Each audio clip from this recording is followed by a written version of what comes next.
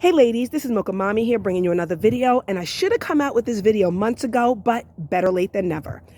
This right here is a great tip for when you're expecting inclement cold weather.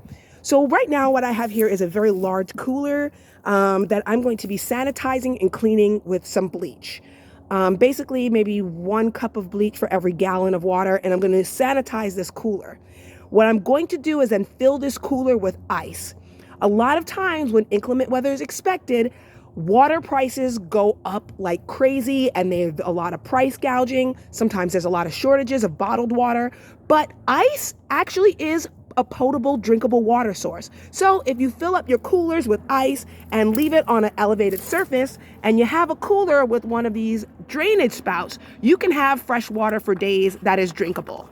Also, if you have elderly family members, make it a point to drop off a couple of bags of ice and fill things like their pots.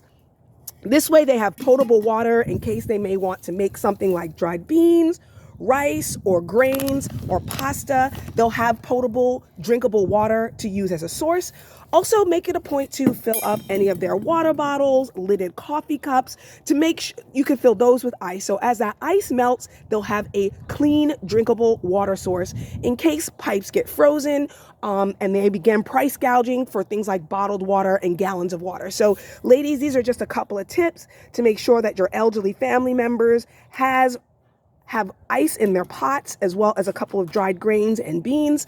And also, if they have a cooler with a spout, make sure that that cooler is sanitized and filled with ice so that as that ice melts, they will have a potable drinking water source. Because even once the water comes back on, there's a possibility that any broken pipes can still delay them having fresh water in their homes. So this is just a tip for you ladies and for who are having to care for elderly family members or elderly neighbors, just to make sure that you're prepared for inclement weather.